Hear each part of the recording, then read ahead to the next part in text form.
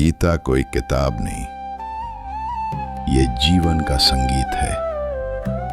कुरुक्षेत्र की रणभूमि में गाया गया और हर युग में दोहराया गया। जहां मोह टूटता है वहीं से ज्ञान की धुन शुरू होती है। यह सिर्फ युद्ध की कहानी नहीं, ये आत्मा और जीवन का संवाद है। अध्याय 1 अर्जुन विषाद योग। श्लोक। दृष्ट्वेमं स्वजनम कृष्ण युयुत्सुम समुपस्थितम सीदंती मम गात्राणि मुखम च परिशुष्यति। अर्थ: अर्जुन अपने ही स्वजनों को युद्ध भूमि में देखकर मोह और शोक से भर जाता है। आज का जीवन। हम भी अक्सर कठिन निर्णयों में रिश्तों और कर्तव्य के बीच उलझ जाते हैं, जैसे करियर बनाम परिवार या सत्य बोलना बनाम किसी को आहत न करना। गीता सिखाती है कि ऐसे द्वंद्व स्वाभाविक है, लेकिन समाधान ज्ञान और धर्म से आता है। अध्याय 2 सांख्य योग। श्लोक। नैनम छिन्दन्ति शस्त्राणि नैनम दहति पावकः न चैनम क्लेदयन्त्यापो न शोषयति मारुतः। अर्थ: आत्मा अजर अमर है, उसे कोई नष्ट नहीं कर सकता। आज का जीवन। आज हम मृत्यु या हानि से डरते हैं। गीता कहती है कि आत्मा शाश्वत है, यह हमें साहस देती है। असफलता या हानि केवल अस्थायी है, असली शक्ति हमारे भीतर है। अध्याय 3 कर्मयोग। श्लोक। कर्मण्येवाधिकारस्ते मा फलेषु कदाचन मा कर्मफल हेतुर्भूर्मा ते संगोऽस्त्व कर्मणि। अर्थ: कर्म करो पर फल की चिंता मत करो। आज का जीवन। आज की दुनिया में हम परिणामों पर ही ध्यान देते हैं, नौकरी, पैसा, सफलता। गीता कहती है कि हमें प्रक्रिया पर ध्यान देना चाहिए।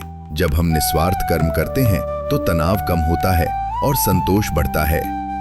अध्याय 4 ज्ञान कर्म संन्यास योग। श्लोक। यदा यदा हि धर्मस्य ग्लानिर्भवति भारत अभ्युत्थानम धर्मस्य तदात्मानं सृजाम्यहम्। अर्थ: जब धर्म की हानि होती है तब ईश्वर अवतार लेते हैं।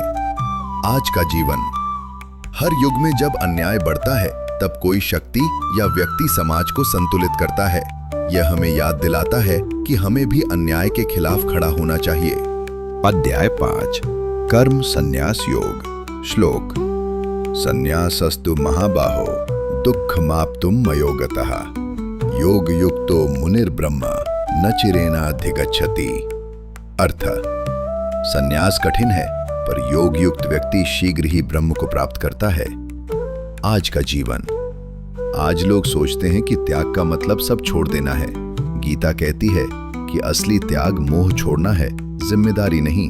हमें काम करना है, लेकिन आसक्ति नहीं रखनी। अध्याय 6 ध्यान योग। श्लोक। योगी नामपि सर्वेषां मद्गते नान्तरात्मना श्रद्धावान भजते यो माम समे युक्त तमो मतः। अर्थ: सभी योगियों में श्रेष्ठ वह है जो श्रद्धा से मेरा भजन करता है। आज का जीवन। आज ध्यान और मेडिटेशन मानसिक स्वास्थ्य के लिए जरूरी हैं। गीता कहती है कि सर्वोच्च योगी वह है जो प्रेम और श्रद्धा से ईश्वर को याद करता है। यह हमें आंतरिक शांति देता है। अध्याय 7 ज्ञान विज्ञान योग। श्लोक। बहुनाम जन्मनामन्ते ज्ञानवान माम प्रपद्यते वासुदेवः सर्वमिति स महात्मा सुदुर्लभः। अर्थ: अनेक जन्मों के बाद ज्ञानी व्यक्ति मुझे ही सब कुछ मानकर मेरी शरण में आता है, ऐसा महात्मा दुर्लभ है। आज का जीवन। आज हम चीजों को अलग अलग देखते हैं, काम, परिवार, धर्म। गीता कहती है कि सब कुछ एक ही शक्ति से जुड़ा है।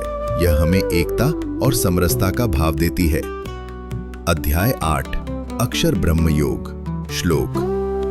अंतकाले च मामेव स्मरण मुक्त्वा कलेवरम यह प्रयाति समद्भावम याति नास्त्यत्र संशयः।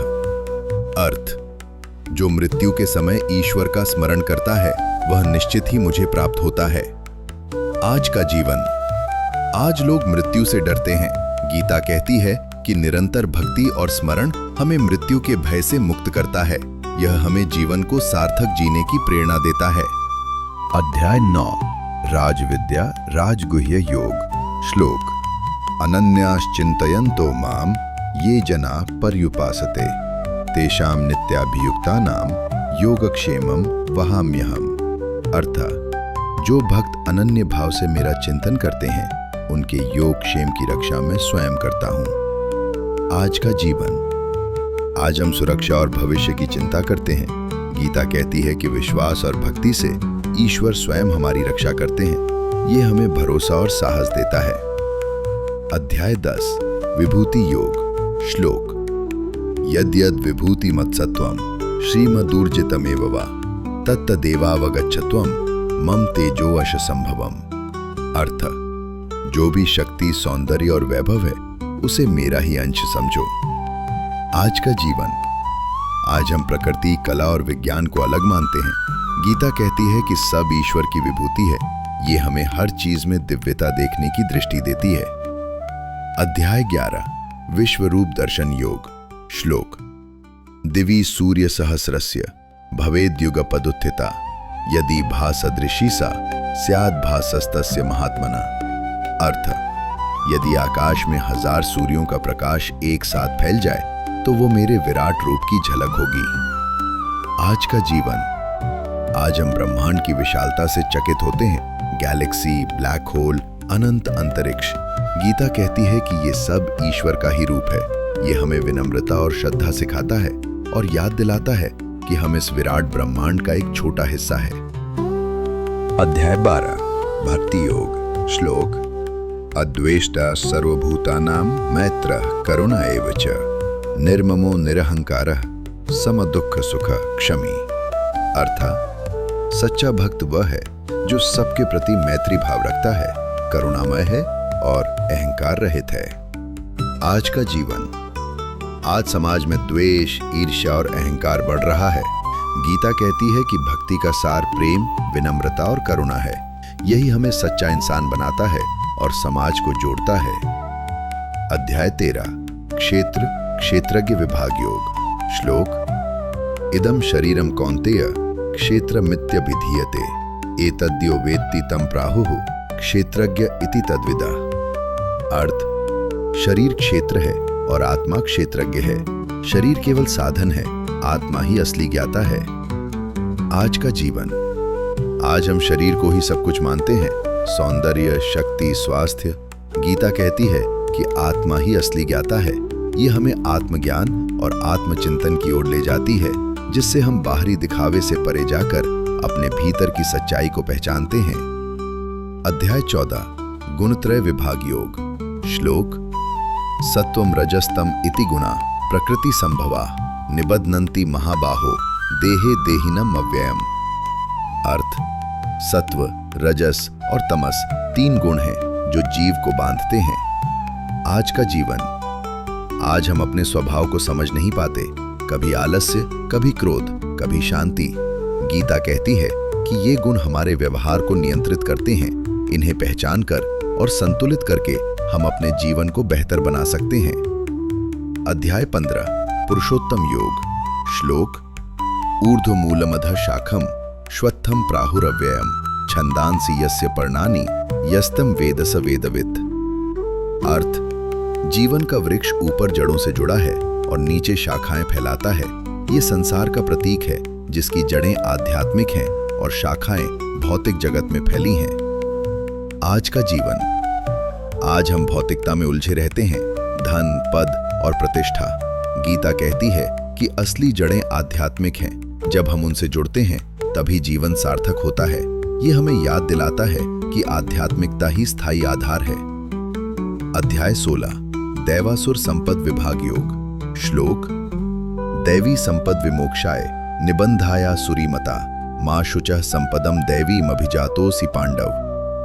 अर्थ, दैवी गुण मुक्ति की ओर ले जाते हैं जबकि आसुरी गुण बंधन में डालते हैं। आज का जीवन।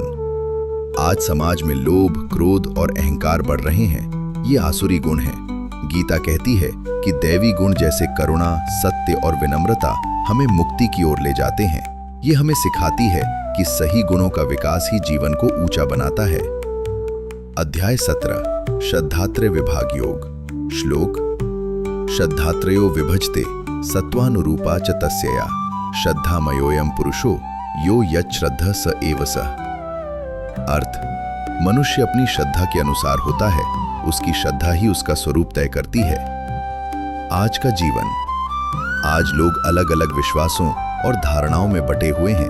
गीता कहती है कि श्रद्धा 3 प्रकार की होती है, सात्विक, राजसी और तामसी। यदि हमारी श्रद्धा सात्विक है तो हम सत्य, करुणा और धर्म की ओर बढ़ते हैं। ये हमें सिखाती है कि विश्वास ही इंसान का रंग तय करता है। अध्याय 18 मोक्ष संन्यास योग। श्लोक शरणं व्रज अहम त्वाम सर्व पापेभ्यो मोक्षयिष्यामि मा शुचः। अर्थ, कृष्ण कहते हैं, सभी धर्मों को छोड़कर मेरी शरण में आओ, मैं तुम्हें सभी पापों से मुक्त कर दूंगा। आज का जीवन। आज इंसान अनेक उलझनों और संघर्षों में फंसा हुआ है। गीता कहती है कि परम शांति और मुक्ति का मार्ग समर्पण है। जब हम अहंकार और मोह छोड़कर ईश्वर की शरण में जाते हैं, तभी जीवन का असली अर्थ मिलता है। यही है गीता का अंतिम संदेश। कर्म, ज्ञान और भक्ति का सार समर्पण है। सनातन धर्म की कहानियां नए स्वरूप में देखने के लिए देवभक्त AI को सब्सक्राइब करें।